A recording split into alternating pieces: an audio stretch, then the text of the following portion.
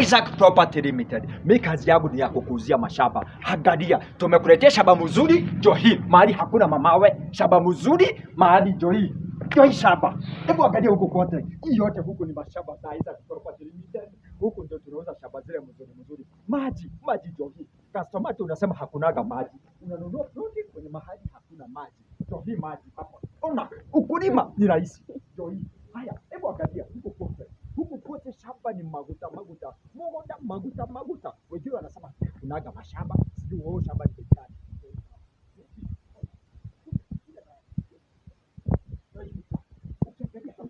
Ile mchanga kulima, ile mchanga ya red ya unaweza lima kila kitu ndio hiyo.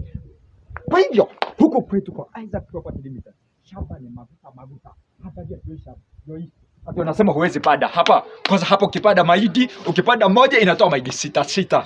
Unangoja nini? Tabia kwa Isaac Property Limited. Mahali tunakupatia shamba na pesa kidogo. Shamba yetu akwota tunakupatia na 3.9 million pesa ya kitu kidogo. Hakuna pesa mingi, pesa ya kutupa. Hiyo ni pesa kidogo ile ya kutupa tu. 3.9 million kwota.